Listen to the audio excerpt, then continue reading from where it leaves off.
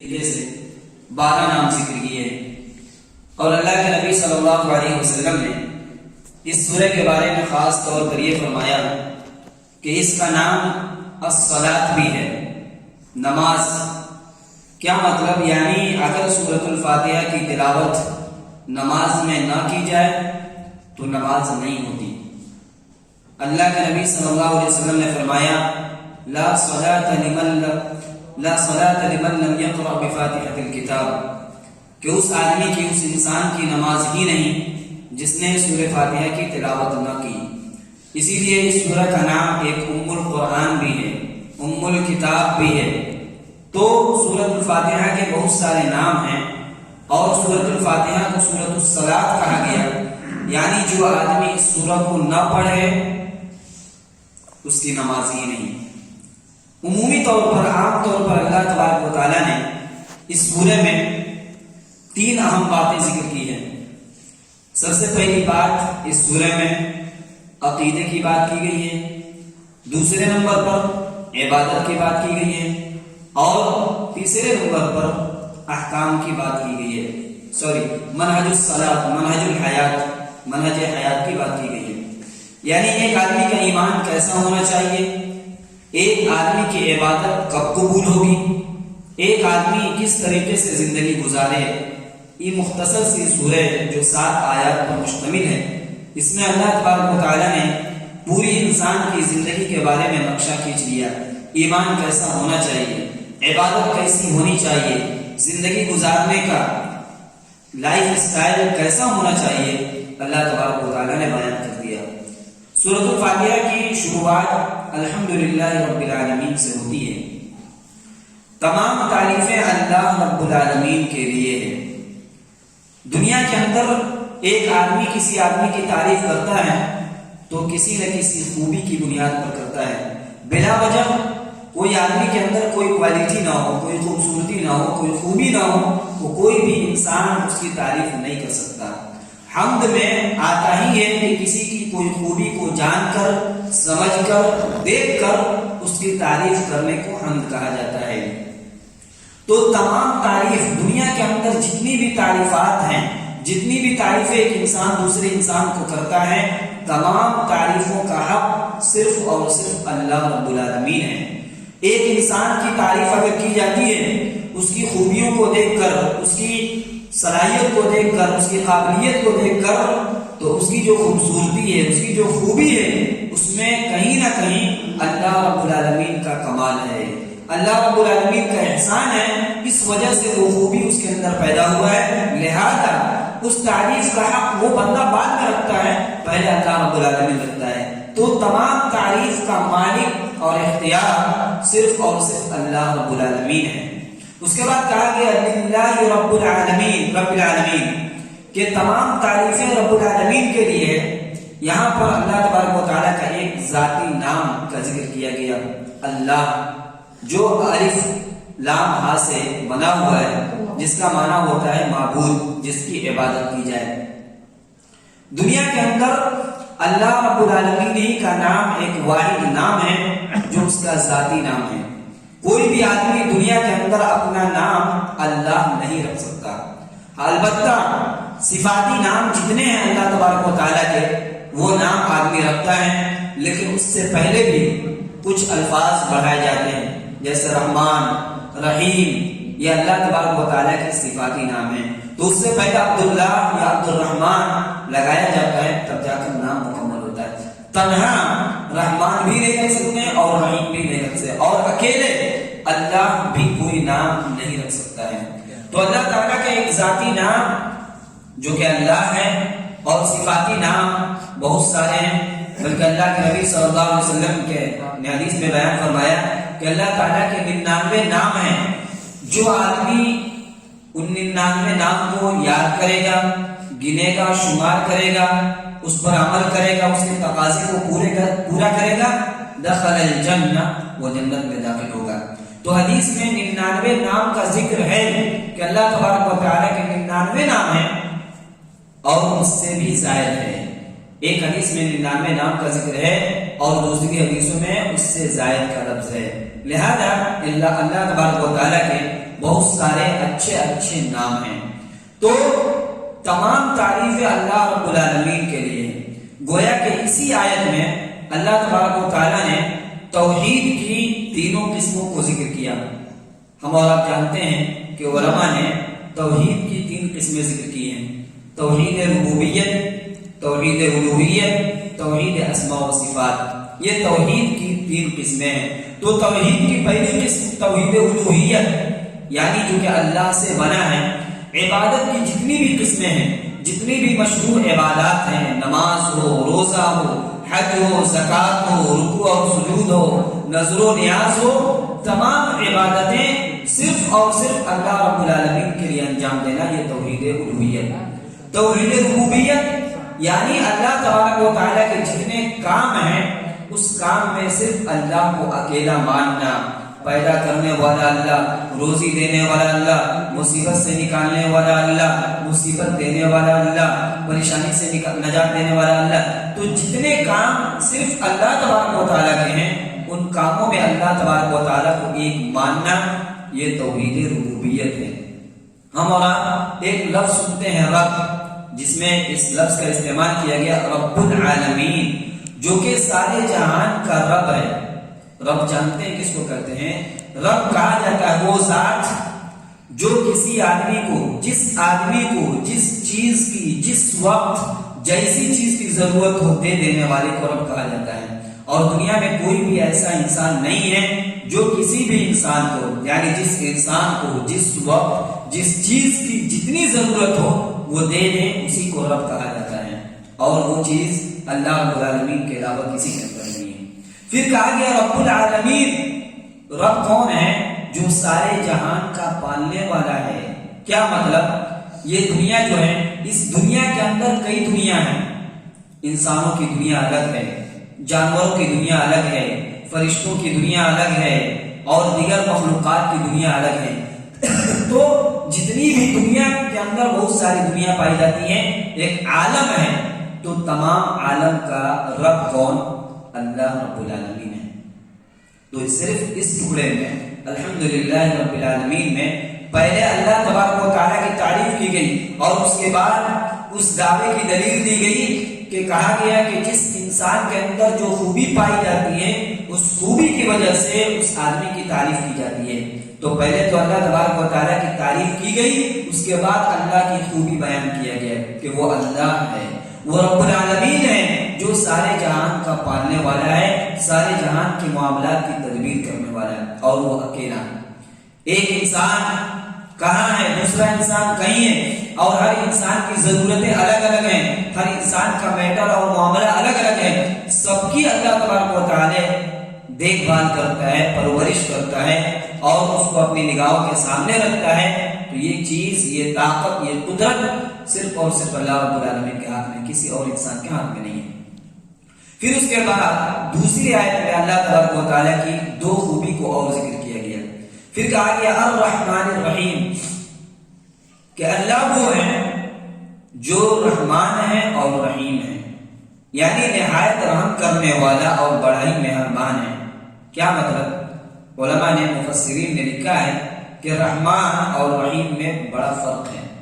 رحمان یہ صرف دنیا کے اندر تمام انسانوں کے لیے ہے۔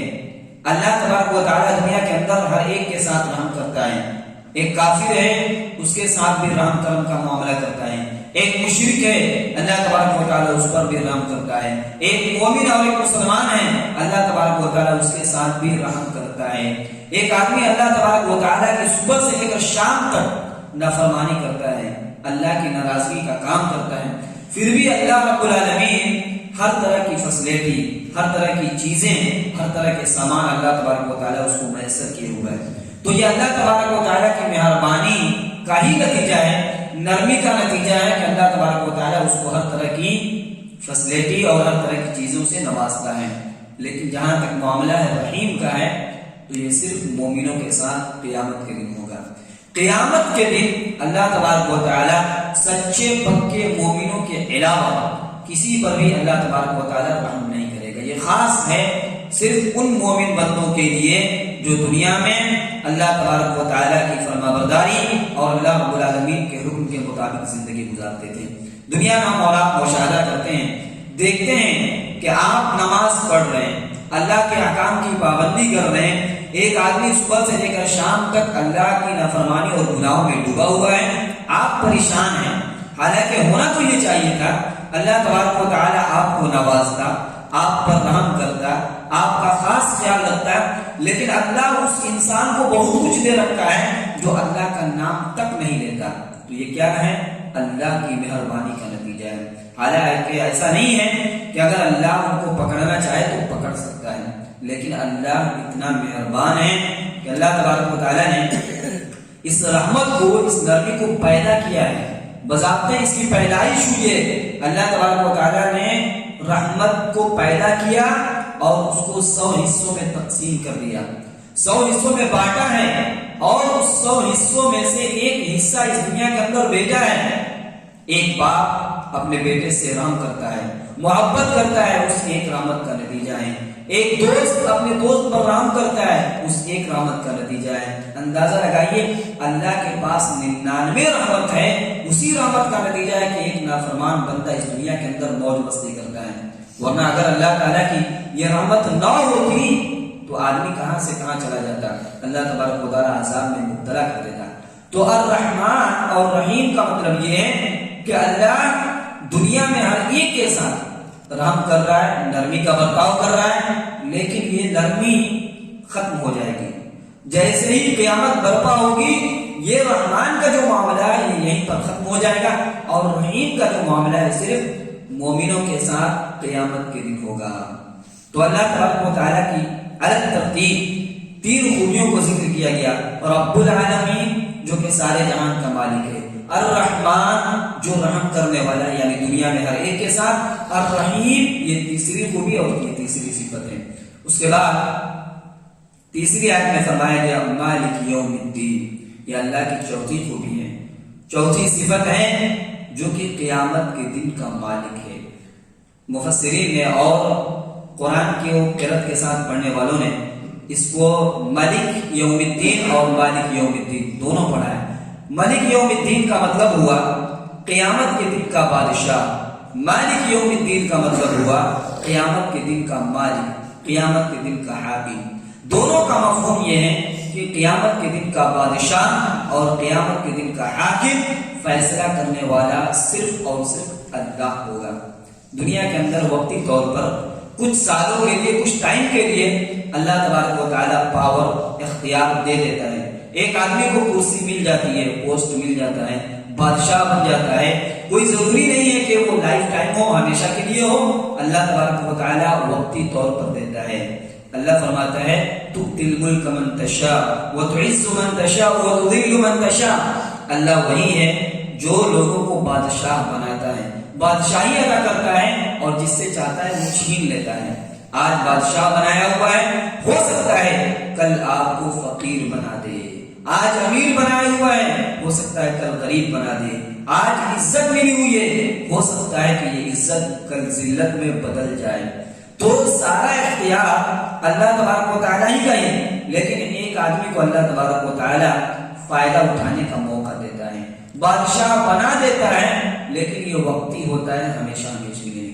ریئل بادشاہ، حقیقی بادشاہ، بادشاہوں کا بادشاہ قیامت کے دن اللہ رب العالمین ہوگا۔ آپ نے کبھی غور کیا مالک یوم الدین، یہ دین اسلام نہیں ہے۔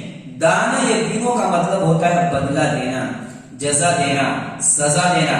تو جزا اور سزا کا دن کیا مطلب؟ یہ قیامت کا دن وہ دن ہوگا جس دن نافرمانوں کو ان کے انجام کا سزا دی جائے گی، اور نیک لوگوں کو ان کے انجام کا بدلہ دیا جائے گا۔ تو یہ دن فکس ہے، یہ دن متعین ہے، اور اس دن اللہ تبارک و تعالیٰ آواز لگائے گا، پکارے گا۔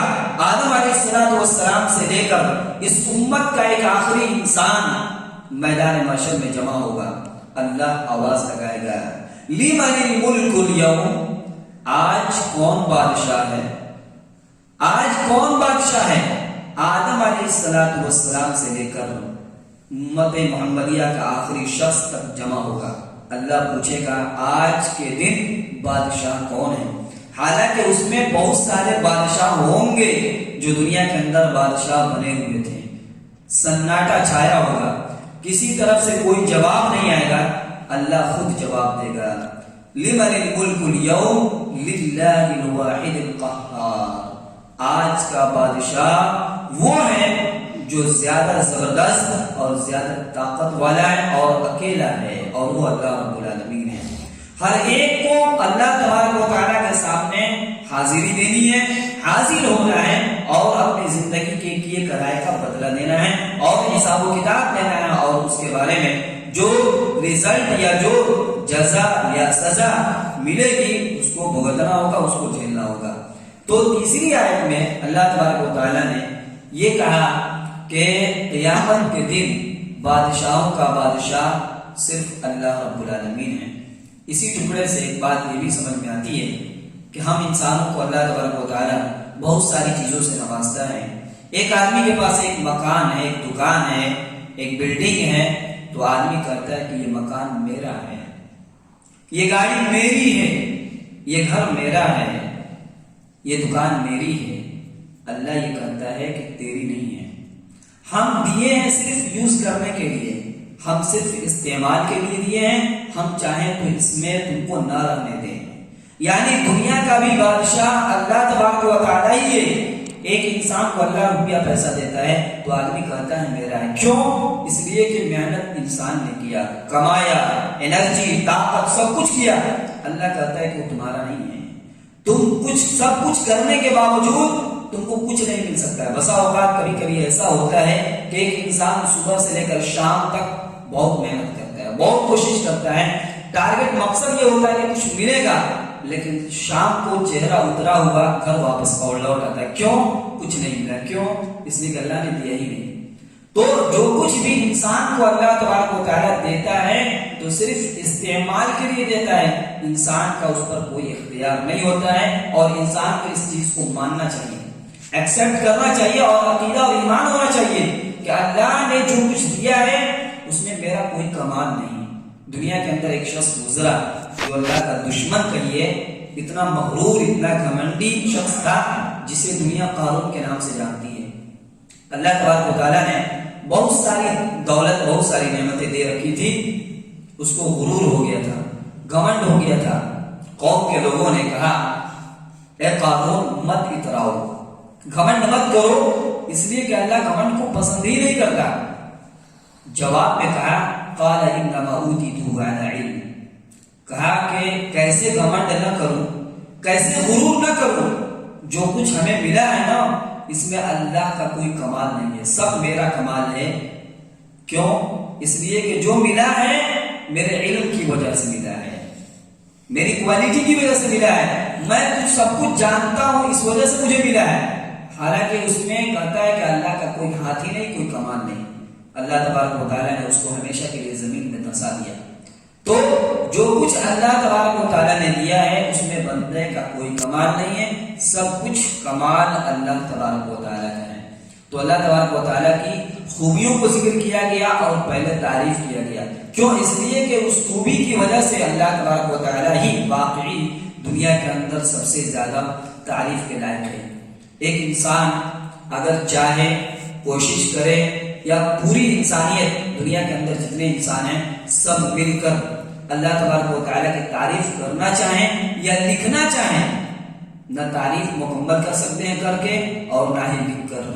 اگر سارے سمندر کو روشنائی بنا دیا جائے، سیاہی بنا دیا جائے، اور جتنے بھی درخت ہیں سب کو قلم اور پین بنا دیا جائے، اور انسان اللہ کی تعریف لکھنے کی کوشش کرے، اللہ کی تعریف مکمل نہیں ہو سکتی. سمندر سوکھ سکتے ہیں، آپ کا قلم ٹوٹ سکتے ہیں، لیکن اللہ کی تعریف مکمل نہیں ہو سکتی. معلوم یہ ہوا کہ پہلی 3 آیتوں کے اندر عقیدہ بیان کیا گیا، یعنی ایمان اور عقیدہ ایسا ہونا چاہیے کہ دنیا میں بادشاہوں کا بادشاہ اللہ تبارک و تعالیٰ ہے، اور اللہ تبارک و تعالیٰ ہی ہمارا رب ہے. یعنی توحید الوہیت، توحید ربوبیت اور توحید اسماء و صفات، یعنی جتنے بھی اللہ کے اچھے اچھے نام ہیں اور اس نام کا جو مطلب ہے اس معنی میں کوئی دوسرا آدمی شریک نہ ہو، عبادت کے لائق صرف اللہ، اور رب اگر کسی کو مانا جائے تو صرف اور صرف اللہ رب العالمین کو مانا جائے۔ یعنی پہلی عدد ترتیب 3 آیتوں میں اللہ تبارک و تعالیٰ نے عقیدہ کو بیان کیا، یعنی یہ چیز ایک انسان کی صحیح ہونی چاہیے۔ اس کے بعد کہا گیا ایاک نعبد و ایاک نستعین، اس میں عبادت کا ذکر کیا گیا، اور اس میں بھی 2 حصہ ہے، ایاک نعبد اس کا تعلق اللہ تبارک و تعالیٰ سے، ونستعین اور اس میں بندوں سے تعلق رکھتا ہے۔ ایاک نعبد کا مطلب یہ ہے کہ اے اللہ ہم صرف تیری ہی عبادت کرتے ہیں، اور وَإِيَّاكَ نَسْتَعِينُ اور ہم تجھ سے ہی مدد طلب کرتے ہیں۔ اور اس میں ایک بات یہ بھی بتلائی گئی ہے کہ ایک آدمی اللہ تبارک و تعالیٰ سے دعا کیسے کرے۔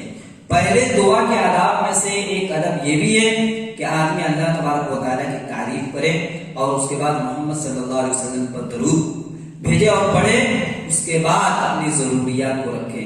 تو پہلے تو اللہ تبارک و تعالیٰ کی تعریف کی گئی، اس کے بعد عبادت کی بات کی گئی، اس کے فوراً بعد کہا گیا کہ تم اللہ ہی سے مدد طلب کرو، اور تمام لوگ ایک ساتھ مل کر آدمی جب ایاک نعبد و ایاک نستعین کرتا ہے تو کہتا ہے ہم سب صرف تیری ہی عبادت کرتے ہیں اور تجھ سے ہی مدد طلب کرتے ہیں۔ کیا مطلب؟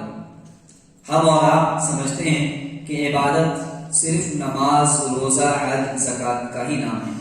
یقیناً نماز، روزہ عبادت ہے، اس میں کوئی شک نہیں ہے۔ علامہ ابن تیمیہ رحمۃ اللہ علیہ نے عبادت کی بڑی جامع تعریف کی، کہا عبادت ہر اس چیز کا نام ہے جس سے اللہ تبارک و تعالی راضی ہو جاتا ہو اور جس کو اللہ پسند کرتا ہو۔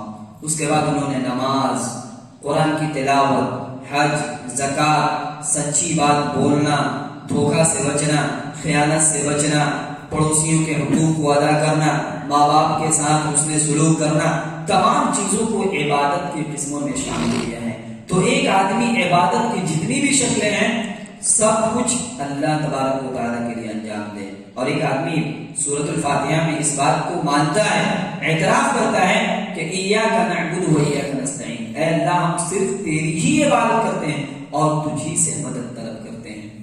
اس کے بعد اہدنا الصراط المستقیم، کہ اے اللہ ہمیں صراط مستقیم دکھلا دے۔ یہ صراط مستقیم کیا ہے؟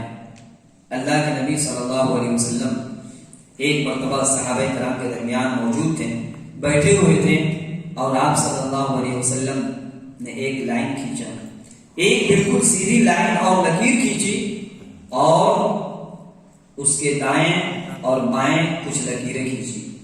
اس کے بعد اپنا دائنا ہاتھ بیچ والی لائن پہ رکھا اور کہا ھذا سبیل اللہ، یہ اللہ کا راستہ ہے، یہ اللہ کا راستہ ہے۔ اس کے بعد کہا ھذہ السبل، یہ راستے ہیں، یہ راستے ہیں، یعنی یہ شیطانی راستے ہیں، یہ گمراہی کے راستے ہیں۔ پھر کہا اور ہر راستے پر شیطان بیٹھا ہوا ہے، یدعو، وہ دعوت دیتا ہے، وہ بلاتا ہے۔ کہا ولا تتبعوا السبل، ان راستوں پر مت چلو، ان راستوں پر مت چلو اور ان راستوں کی پیروی بھی مت کرو۔ اگر چلنا ہے، نجات پانی ہے تو تم اس راستے پر چلو، یعنی اس صراط مستقیم پر چلو۔ ہدایت کا کیا معنی ہوتا ہے؟ ہدایت کا معنی ہوتا ہے صحیح راستہ دکھانا یا صرف راستہ دکھانا، اور ہدایت کی 2 قسمیں ہیں۔ یہاں بندہ اللہ تبارک و تعالیٰ سے دعا کر رہا ہے کہ اے اللہ ہمیں ہدایت نصیب فرما، ہمیں صراط مستقیم پر چلا۔ ہدایت کا مطلب راستہ دکھانا، اور اس ہدایت کی 2 قسمیں ہیں، ایک ہدایت ارشاد اور دوسرا ہدایت توفیق۔ کیا مطلب؟ ہدایت ارشاد کا مطلب ہے کہ ایک آدمی آپ سے پتہ پوچھتا ہے کہ ہم کو اسٹیشن جانا ہے، تو آپ نے اس کو سارا ایریا بتا دیا، آپ یہاں سے نکلیے، پھر ایسے جائیے ایسے جائیے، آپ نے پورا اس کو بتا دیا، کہا ٹھیک ہے چلا گیا۔ اس کو بولتے ہیں ہدایت ارشاد۔ صرف راستے کا پتہ بتا دینا اس کو ہدایت ارشاد کہتے ہیں۔ اور دوسرا ہے ہدایت توفیق، ایک آدمی آپ سے اسٹیشن کا راستہ پوچھ رہا ہے اور آپ اس کو اپنے ساتھ لے کر جا رہے ہیں اور پورا راستہ بھی بتا رہے ہیں اور اس اسٹیشن تک، اس منزل تک اس کو پہنچاتے ہیں، اس کو ہدایت توفیق بولتے ہیں۔ کیا مطلب؟ نبی اور رسول دنیا میں جتنے آئے ان کا مقصد، ان کا کام صرف یہی تھا کہ وہ ہدایت ارشاد کر دیں، لوگوں کو بتلا دیں کہ اس راستے پر چلنا ہے، اب ان کو چھوڑ دینا ہے، ان کو کوئی کام نہیں کرنا ہے۔ ہاں البتہ دعا کریں گے اور اس راستے پر چلانا، اس راستے پر لے جانا، یہ کام اللہ کا ہے۔ صحیح راستے کی توفیق دینا یہ اللہ کا کام ہے۔ اگر نبی کے ہاتھ میں ہوتا ہے ہدایت توفیق، اس منزل تک پہنچانا، تو ابو طالب ایمان سے معروم نہیں ہوتے ہیں۔ ہدایت توفیق نہیں ملی، نبی صلی اللہ علیہ وسلم بتاتے رہے کہ صحیح راستہ یہ ہے، اس راستے پر جانا چاہیے، مرتے دم تک سمجھایا، لیکن قسمت خراب تھی، مقدر میں ایمان نہیں تھا، ہمیشہ کے لیے جہنمی بن گئے، لیکن ہدایت توفیق نہیں ملی۔